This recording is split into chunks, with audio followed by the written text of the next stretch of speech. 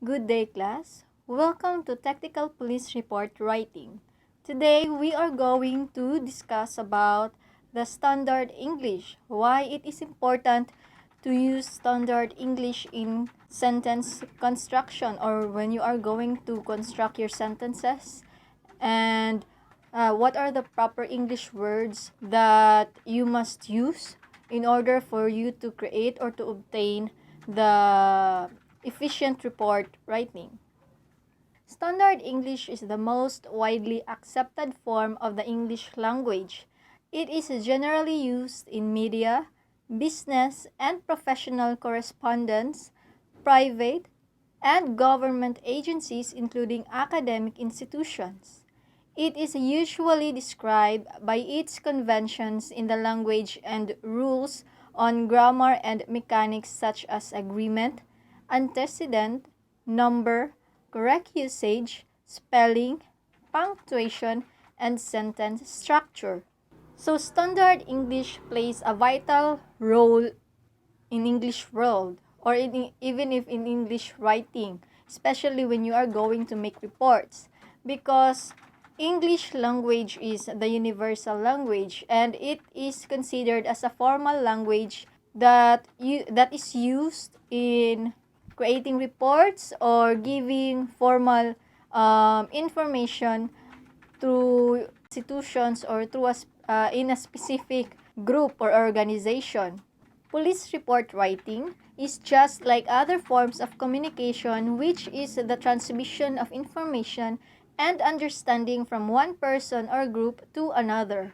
Therefore, it is not exempted from the requirement of effectiveness, which is anchored on common understanding. Natagal naman natin yung mga qualifications what police writer must have in order to obtain an efficient or effective police report, right? So when you are going to make a police report, you must be clear and concise. You have to be brief. You have to summarize the information so that it would not take longer than it is necessary to read your report, and it must be free from unnecessary errors, and you must stick to the simpler words for your reader to be able to understand your report well. And most especially and most importantly, your report must be complete, meaning all the questions that is necessary to ask, or in short, the 5 wives and 1 age are already in your report. So meaning lahat ng mga katanungan dapat nasagot na sa content ng report ninyo. So yan yung pagiging effective ninyo na writer. Common understanding is when both the sender and the receiver involved in the communication have the mutual agreement not only as to the message but also to the meaning of the message. As a result, there is a need to use standard English in all police correspondence. So in order to have common understanding, you must use simpler words. The simpler words, the better. The simpler words, the better understanding the reader have, diba? So if you are going to use complicated words or mga lalom nga mga words because you want to impress your receiver or your reader, instead of ma-impress sila, mawadan na nun sila gana magbasa sa imong report. Lalo na kung ang mga deep words ninyo is, or mga lalom ninyo nga words na ginagamit is not usually nga marinig nila, di ba? So, instead of they're going to understand immediately what they read, maghatag pa noon sila extra time for them to search what is the meaning of the word that you use, diba? So murag waste of time na kay siya. Instead of doing that, mas ka-impress if your report is simple yet complete. Simple in terms of you are using simple words so that any of the people who have read your report will understand it immediately. So wala na yung mga pangutana, wala na follow-up question regarding sa imong report because nasabtan na nila ang imuhang gihatag nga report. So just like when you are going to talk, when you are going to have a conversation to your friend or to your colleague, diba, you choose to use the words or the language na mas masabtan niya for him or for them to be able to understand your or the message that you are trying to convey. So, inana na gyapon na siya. Ang nakalahian lang is, when you're going to talk to somebody, it is performed orally. So, kung diri, it is performed in writing. The examples below provide variety of examples of standard and non-standard language being used at the different police stations. In order to avoid the use of non-standard language, the standard version is provided. These are the examples of non-standard and standard language. So instead of writing 15Y-0 to indicate the age of a person, you must write it in a complete words. You must write 15 and years old. It must be complete for the sake of better understanding.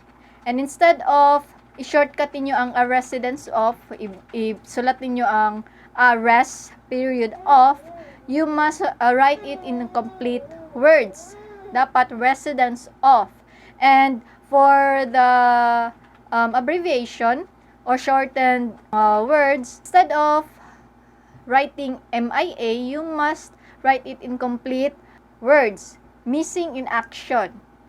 And for those shortened words like can't, if you can't do anything, for example, you must complete it with the word cannot. And these are the other examples related to the non-standard and standard languages. For example, the case is terminated. It is not standard because it looks like informal siya nga pagka istorya, di ba? So, you must write it in your report na the investigation is terminated. And if you're going to indicate that you are the investigator on case, you must not put or say that I am on case. Instead, you must write it completely, the investigator on case. Or if you are going to ask the trainings, you must write it in complete words. Instead of saying trainings, you must say training programs or training courses. And if you must write the evidences that you've gathered during your investigation, you must write the pieces of evidences. So there are English words that are wordy, but they have brief and concise way to write it. Instead of writing 18 years of age, you can write 18 years old. Formal man gyapon ang 18 years old o ag 18 years of age, but more concise siya and mas brief siya if you write 18 years old. And instead of writing 2 p.m. to 5 p.m., pareho raman sila nga under PM, di ba? In order to shorten it, pwede nimo siya isulat nga 2 to 5 p.m. Or if you are going to say in the morning, you can write it AM. Or in the afternoon or in the evening, you can write it PM. And many more. Now, there are incorrect and correct ways to construct phrases or English phrases for the better understanding. Here are the examples. The incorrect phrase is one of the police officer. The correct is one of the police officers. Why? Because you are indicating na isa sa mga police, di ba? Isa sa mga police officers. And you are indicating that isa sa group of police ang gusto nimo i-describe or gusto nimo maging subject sa mong sentence. So, dapat iingon nimo na one of the police officers. Another one is one of the police officers were. The correct one is one of the police officers was, because your subject is only one. And when you are going to say na i-follow lang nimo or for follow up lang ang mga further information or detail about sa imong case nga gihawiran, you must put ed sa phrase na to be followed, not to be follow. And when you are going to indicate a specific office, do not shorten it. Instead of writing crime lab, you must write PNP Crime Laboratory. Now, there are jargon words and layman's term. What is the difference of this one? When you are going to say jargon, this is the words or terminologies that is used by a specific group, by a specific office, or by a specific organization that is when you're going to use to other department or to the other group, dili na nila masabtan. Okay? So, when you're going to say layman's term, mo ng mga common terms na ginagamit sa mga tao. Just like the network security key. Mo na siya ang jargon. Instead of saying network security key, you can say password. Mas masabtan siya. Just like what I said earlier, use simpler words for better understanding. Diba? So, pag may nga regrettable eventuality of failure of the deterrence policy, murag ko na kay siya, wordy na kay siya, diba? Mo na siyang jargon na to. Instead of saying that, you can put or you can write war. Mas mubo ang war, diba? And instead of saying policy of disinformation, you can say na lying to the public. Mas simple, mas makasabot din ka, di ba? When you're going to read these jargon words, i-compare nimo siya sa layman's term, mas masabtan na to ang layman's term. And it is acceptable sa police report writing if you are going to use layman's term. As long as you are not going to use the colloquial words, the slang, the street words, and many more. And spelling. A lot of us misspelled words that has double letters in it or that there is letter E or letter I na magkakasunod-sunod, di ba? Or magkakasunod. So, what are the words that you must be familiar in it for you to be able to not jumble it or not to misspell it? So, spelling. Spelling is a very important part of police report writing. Below are the commonly misspelled words. Study them so that you can write these words correctly in your police reports. Commonly misspelled words: absence, accommodate, achieve, acquire, across, address, advertise, advise, among, apparent, becoming, before, beginning, believe, benefit, breathe, brilliant, business, calendar, careful.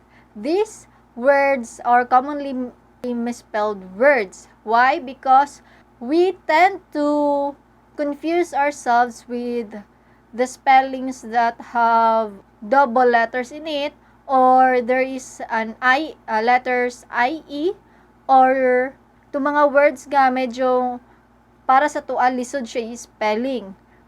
'Di ba?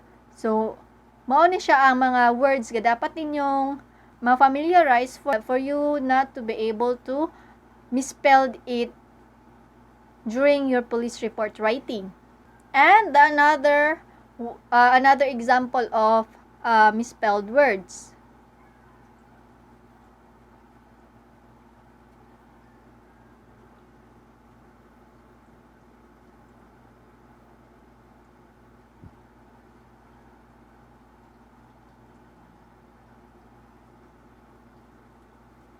Now, let's move on to capitalization. So, capitalization rules. So, what are the words or the terminologies that needs to be capitalized? In writing police reports, observe the proper rules on capitalization. Capitalize the beginning of every sentence. Example, the arrested suspect is still under the custody of Calamba City Police Station. So the word the is the first word of the sentence. So the first letter of the first word of the sentence must be capitalized. So mo na siya ang meaning aning rule number 1, di ba? The beginning of the word or the beginning of the first letter of the first word must be capitalized. Capitalize proper nouns. When we are going to use nouns, it must be capitalized. For example, when we are going to talk about a person, or if we are going to write the name of a specific person with his specific title. For example, Professor Eric P. Paligat, you must capitalize the every first letter of each word. The Police Superintendent Serafine F.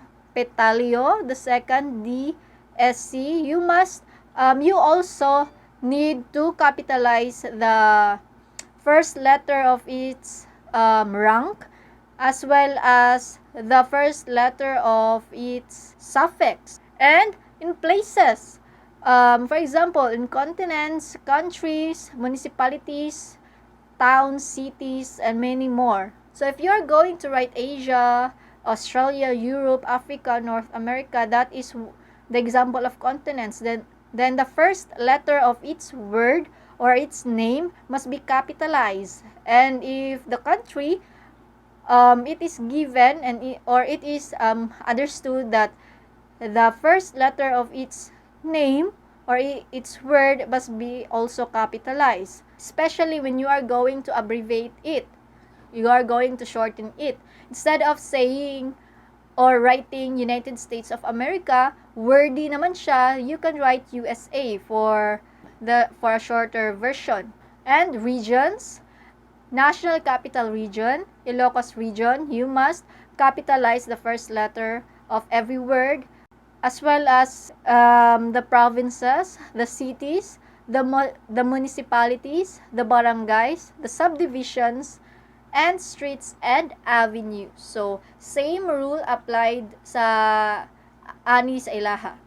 Now, capitalize specific entities. For example, when you are going to talk about a specific organization, for example, the Philippine National Police. So, you must capitalize the first letter of every word, as well as the departments, the historical events, the special events or days or months, or even the novel titles, movie titles, song titles. You must capitalize the every word of it, as well as the courses or subjects. Example, the trigonometry, the police report writing, the dactyloscopy, the photography, and many more, di ba? And the nationalities, when you are going to talk about the nationality of a specific person, if he is a Filipino, he is Singaporean, he is Japanese or Australian, you must capitalize the first letter of it also. And if you're going to use abbreviation for the specific organization, you must write it in all capital letters. Okay? So, instead of writing Philippine National Police, you can write PNP. Or instead of writing Department of Trade and Industries, you can write DTI. Instead of saying Bureau of Jail Management Penology, you can write BJMP, or the Bureau of Fire Protection, BFP, or the Armed Forces of the Philippines, AFP, or the National Bureau Investigation, NBI, or the Department of Interior and Local Government, DILG. You can write, or you must write it in capital letters. Or if you are going to write it in acronyms, for example, NAPOLCOM NAPOLCOM stands for National Police Commission. You must write it in full capital letters, the Pag-ibig and the PhilVox. Or the proper adjectives. For example, the American bread or the Ilocano food. If you are going to talk about this one, you must write the first letter of it in capital. If you are going to talk about gods, religious figures, and holy books, you must write its capital. You must write the first letter of their title or of their name in capital letter. And I think that's it. Thank you for listening. I hope you've learned something about these topics. I didn't expound or explain it further because alam ko naman na napagdaanan na ninyo ito, na lesson na ninyo ito during your English 1, English 2. And this is just a refresher for all of you to for you to be able to recall everything that you've learned during your English subjects or English lessons. So, thank you for watching. Thank you for listening. Bye!